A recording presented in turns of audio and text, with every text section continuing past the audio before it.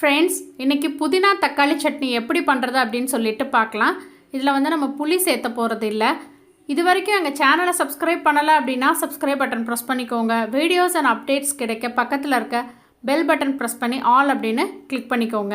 சட்னி எப்படி பண்ணுறது அப்படின்ட்டு பார்க்கலாம் வாங்க. இன்றைக்கி வந்து இந்த புதினா தக்காளி சட்னிக்கு நம்ம வந்து புளி சேர்த்த போகிறதில்ல, அதே மாதிரி எந்த விதமான பருப்பும் சேர்த்த போகிறதில்ல. டேஸ்ட் வந்து ரொம்ப நல்லாயிருக்கும். இட்லி தோசைக்கு வந்து ரொம்ப பெர்ஃபெக்டாக இருக்கும். இப்போ நம்ம இதெல்லாத்தையும் வதக்கி அரைச்சிடலாம். கடாயில் கொஞ்சமாக கடலெண்ணெய் விட்டுக்கோங்க.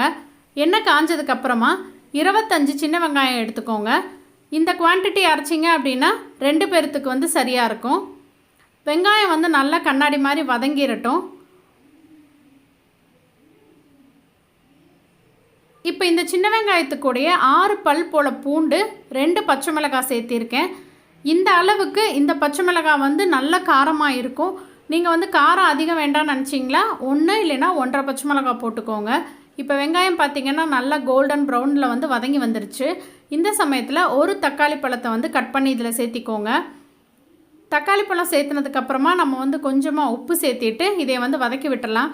தக்காளியினுடைய பச்சை வாசனை வந்து நல்லா போகணும். இப்போ இது வந்து நல்லா வதங்கி தக்காளி வந்து நல்லா உருகி வந்துடட்டும்.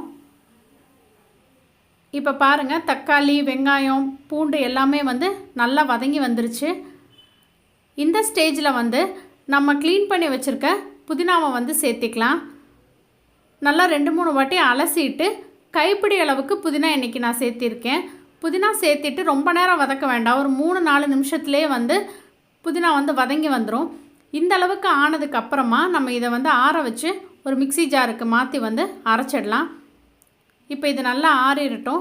ஒரு 2 நிமிஷம் கழித்து அதுக்கப்புறமா நம்ம அரைச்சிடலாம். இப்போ இந்த சட்னியை அரைக்கும் பொழுது நீங்கள் எந்த தண்ணியும் சேர்த்த வேண்டாம். ஏன்னா வெங்காயத்தில் இருக்க தண்ணி, தக்காளியில் இருக்க தண்ணியே வந்து போதுமானதாக இருக்கும்.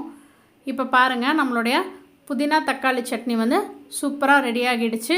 டேஸ்ட்டும் ரொம்ப நல்லாயிருக்கும். நம்ம வந்து புளி போடலை, பருப்பு போடலை, அதனால் டிஃப்ரெண்ட்டாகவும் இருக்கும், நல்லா டேஸ்ட்டாக இருக்கும். இதுக்கு வந்து எண்ணெயில் கடுகு, கருவேப்பிலை வந்து நான் தாளித்து கொட்டியிருக்கேன்.